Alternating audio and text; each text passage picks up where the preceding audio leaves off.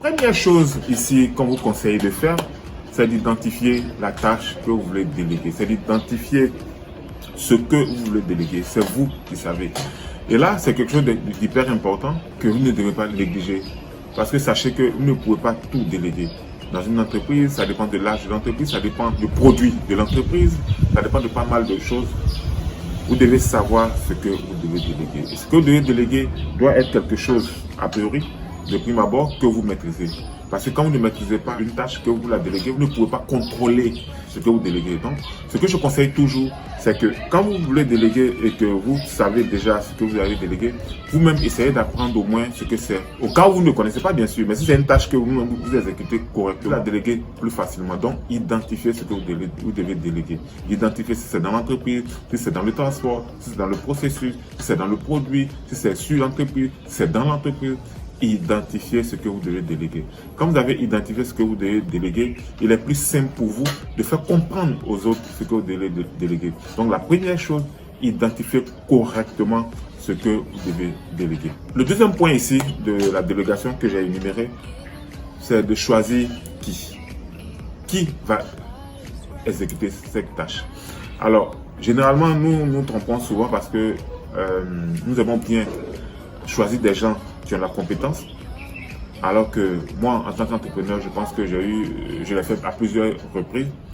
Et quand bien même qu'il ait choisi des gens qui avaient la compétence technique, ils n'ont pas pu tenir cette tâche-là, ils n'ont pas pu l'exécuter correctement. Et j'ai compris que au fur et à mesure que j'avance dans mon entreprise, ceux qui ont été les plus efficaces sont ceux qui étaient motivés. Alors, je conseille aujourd'hui de choisir des personnes qui sont motivées.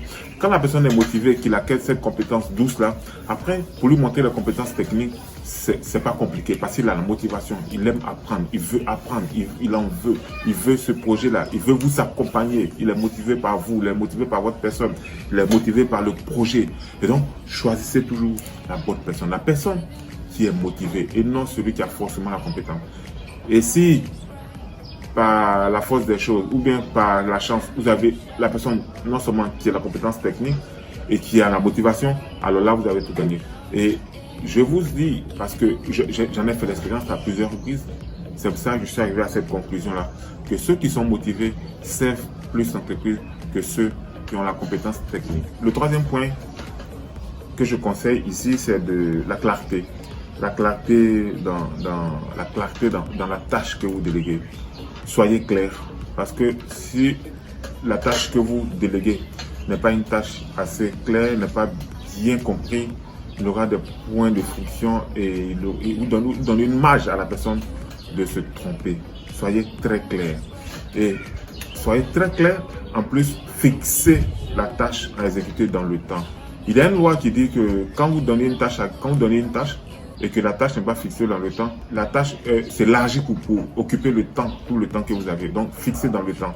Si une tâche, vous pouvez la faire en 30 minutes, que vous donnez 2 heures du temps, ou bien vous ne fixez pas le temps à la personne à qui vous avez délégué cette tâche, au lieu de 30 minutes, la personne prendra plus de 2 heures, plus de 3 heures.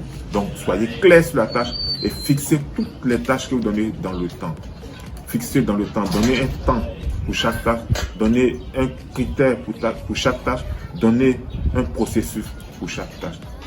Le quatrième point ici, c'est d'encourager la personne. D'encourager la personne à réussir. Je parle d'encouragement ici parce que généralement, quand nous déléguons des tâches à nos collaborateurs, nous sommes toujours tentés de les emmener à faire cette tâche-là comme nous le souhaitons, comme nous l'entendons.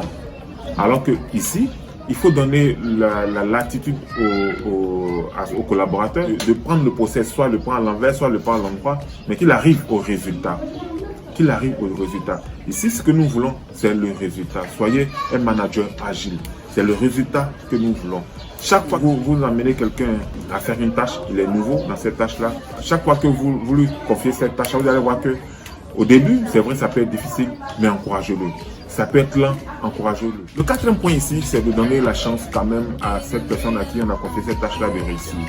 Parce que réussir une tâche d'un coup n'est pas possible. Vous comprenez? Et là, je conseille toujours aux leaders de comprendre une seule chose, que tout ce qu'ils arrivent à faire aujourd'hui, ils ne l'ont pas fait d'un coup. Et tout ce qu'ils arrivent à faire aujourd'hui, quelqu'un d'autre peut mieux le faire que vous.